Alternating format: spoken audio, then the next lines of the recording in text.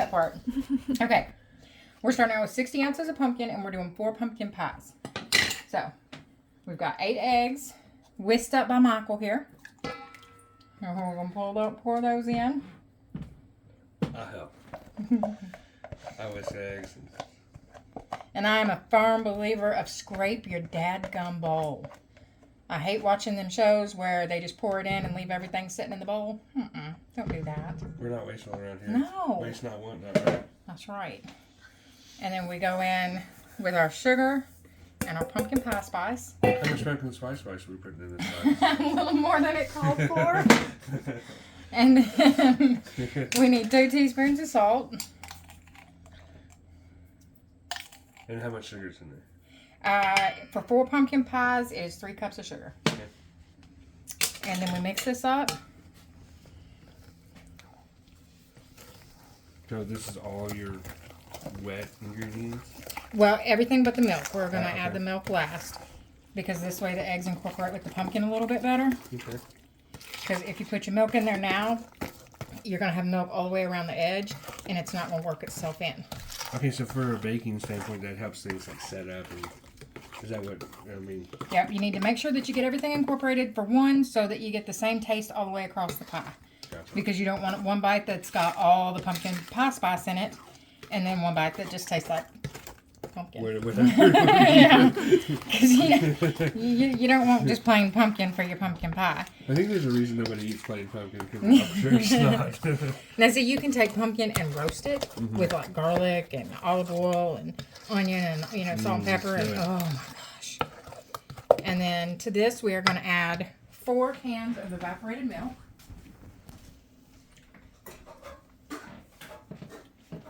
Hi, everybody. And again, we are making 4 pies. This is not what you would do for one single pie.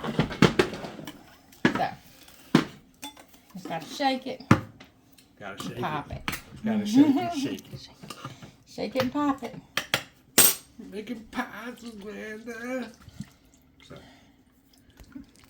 Amanda, do you have a preference? I go back and forth. No. Yeah, it don't really matter. For the longest time, I was like, well, my whole family called me Mandy growing up, and that's not my name, so I'm going to go by Amanda. And it just didn't feel right. I don't know.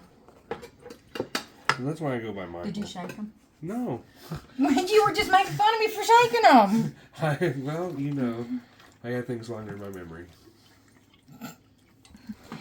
Anyway.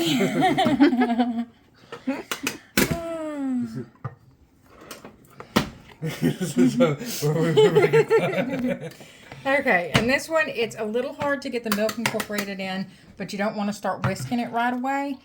You want to kind of stir it in and then whisk it towards the end, and you'll get it all up in there. All up in there. That's technical baking. That's right. So you're like me, I use a wooden spoon for everything. I'm a firm believer in wooden spoons. That's how I learned, and like my granny's banana bread recipe, she always said you have to use a wooden spoon with this. And I never questioned it. It was my granny. And then as I got older, I'm like, I don't have to do that. I can do it the way I want it. Boy, that bread came out awful. It was the worst banana bread I've ever tasted. There's something about using the wooden spoon that just changes the whole thing. So there's a lot of people out there trying to replicate my salsa. And I tell them, it's a wooden spoon. A metal bowl and a wooden spoon. Yep. I'm telling them, then they don't want to hear it. No. And then when they watch me make it, they're like, you put that much salt in there? Well, you need a lot of salt when you're using tomatoes and stuff because it just soaks it up. That's what it is. The tomato and lime, you're actually having a chemical reaction in there. Okay, you want to grab another whisk? Where am I going to find a whisk? Out of that big old pile over there. Here, chef. Because I have a problem. I got a whisking problem. This big, long, thick. I need a bigger whisk than that. Bigger whisk. I seen this one and I was like, this one's not going to be big enough. We need a bigger one. We needed to reach the bottom. So. All the way to the bottom of the bowl. Bowl, thank you. Yeah. What else would I be talking about? And then you go around the edges. I'm just You got to get around the edges. I'm going to keep talking about pie. You go around the edges to make sure that you get all that milk worked in. If your whisk isn't big enough to get all the way around the edges, you need to up your whisk size. That's pro tip. Bacon There you tip go. butter. And then turning your arm around and whisking like this, you're gonna get everything up off the bottom, and you're not gonna have no clumps of pumpkin. Show us that style again. How do you do that again? Okay, Like, so this way is when you're whisking all gentle and kind of working everything in, and then you turn it around and grab it firm, and you just whip it.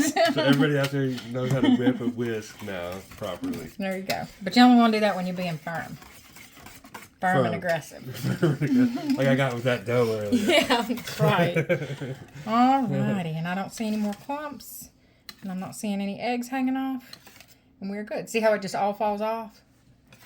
Because like if we had, see like those little bits of eggs hanging on, we don't want anything bigger than that. Okay, so I see what you're saying. I never thought, that process out. Like your eggs are still going to be hanging on there. You know what I mean? So I never. And that's why we flip it around and get aggressive. So is this something we can over whisk? Is that not on a pumpkin pie? okay?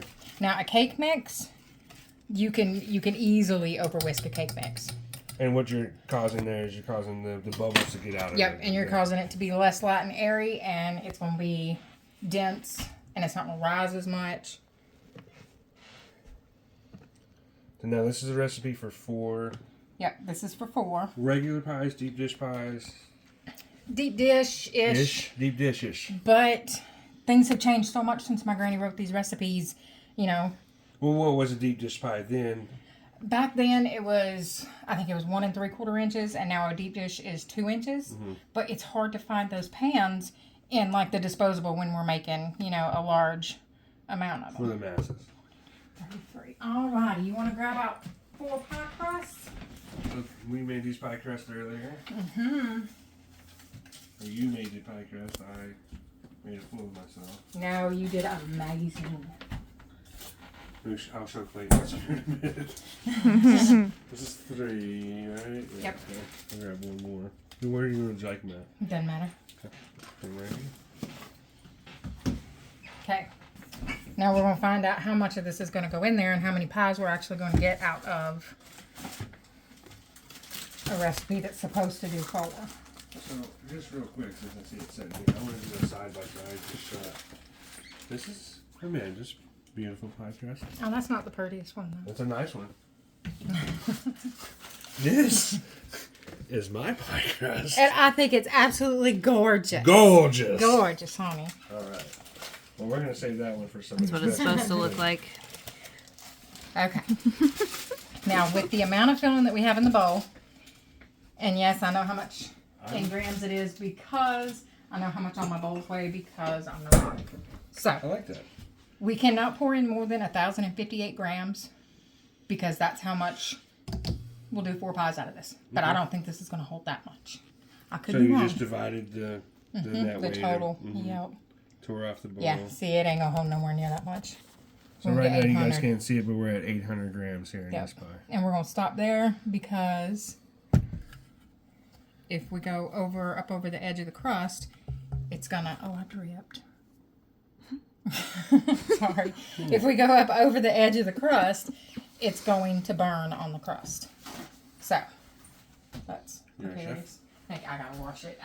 Gotta wash it. Yeah. So, now we know it's going to take 800 grams.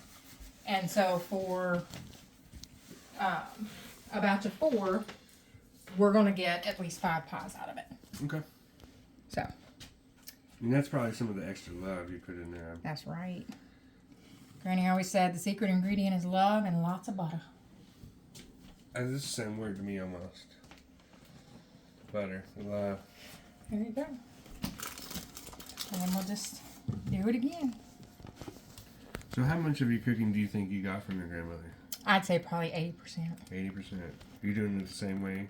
I Yep. mean, as far as making the pie crust. Yeah. Now the pie crust is 100% hers. Is it? I have never felt the need to expand on it or change it in any way. Don't fix what's not broken, Yep, right? that's right. Now, again, like I said, I am not a fan of pie crust. I'm going to let you talk and I'll transfer this over for you. Put your hand on the bottom. Okay, yeah, I'm doing it wrong. It's because it's heavier and it's going to flip it. I think the way to make it like this. She's just hoping to capture you dropping it. She would love to get some of that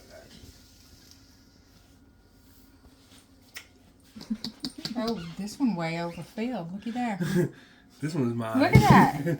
But I'm look, ready. because it's not coming up to the top. Just because you did that fancy double knuckle. Yep.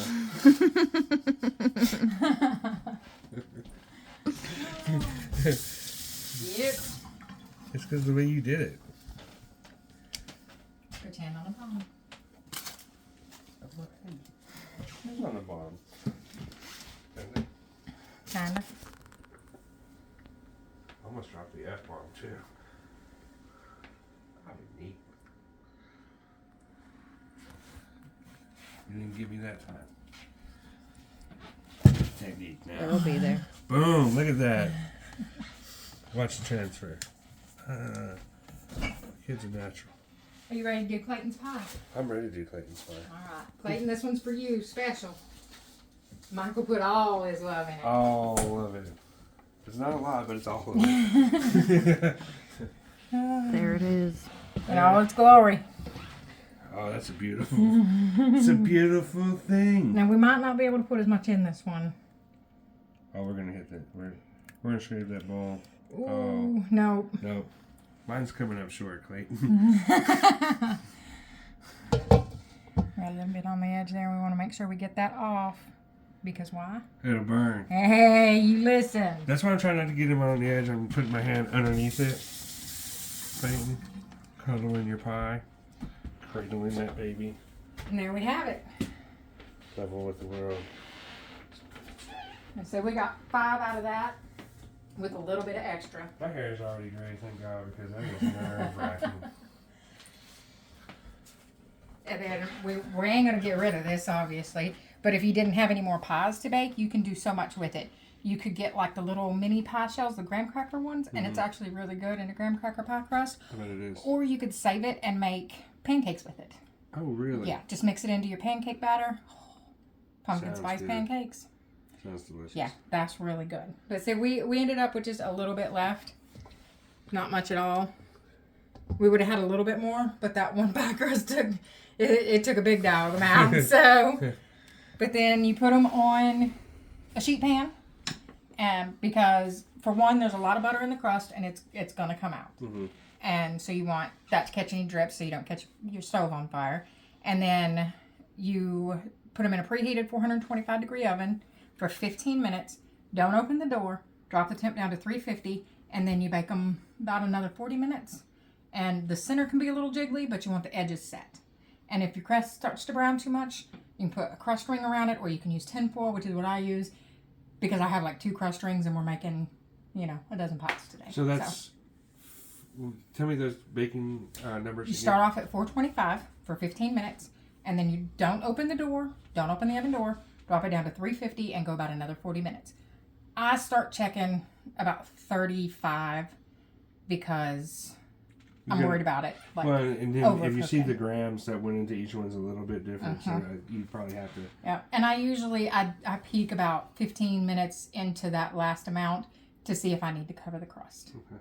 So for cooling, is there any special cooling? Do you set Nope, them on a rack? set them on a rack for a couple hours before you put them in the fridge, and, Try to let them sit overnight pretty much times. at least 2 hours, but you can get away with putting them in the fridge at that point because they're not going to steam. Right. Gotcha. You don't want them steaming in the fridge because then you get condensation on top. Pro tips. You guys are getting so much knowledge here. And another good thing about these pumpkin pies is after you bake them, you can wrap them tight with plastic wrap and you can freeze them. Okay. And they stay good about 3 to 4 months in the freezer. And you get a good week out of the fridge, like once they're baked. Now, I have never frozen an unbaked one, but I'm sure that you could.